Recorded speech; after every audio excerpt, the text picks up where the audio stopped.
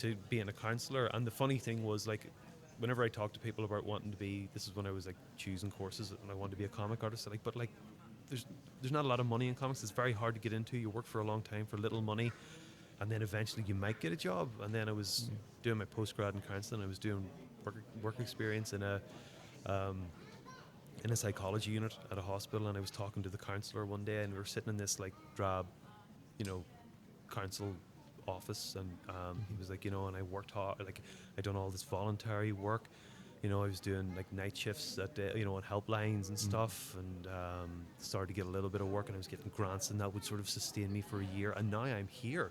And I looked around and was like, I don't want any of this, but everything you said is what they told me about comics, and I want that.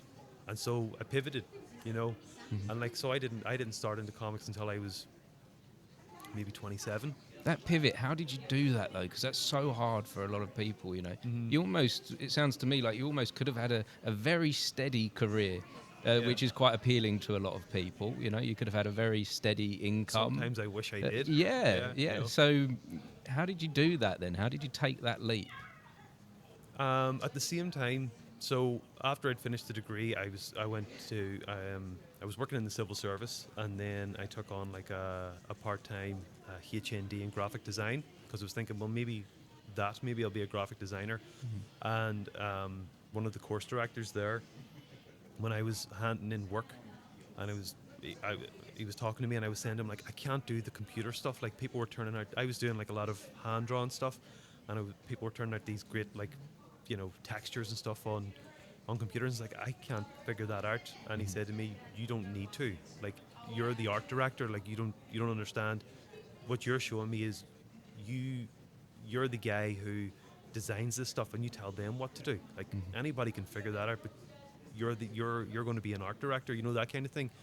And that was sort of like give me a bit of confidence to be like, okay, maybe this is it. And I was actually talking to my uncle, who was a psychologist, and I was telling him, like, this was around the time. I was like, I don't think I'm going to continue the psychology. And he's like, listen, going to the civil service and climate, you've got a degree, like, it's, that'll be fine too.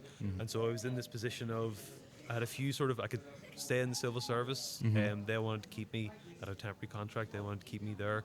I was coming up to the end of my HND. I could step that up to a degree, do a part-time degree, or I could, like, at the same time, my girlfriend at the time, now my wife, was moving to England to do teaching, and I was talking to my course director about what to do.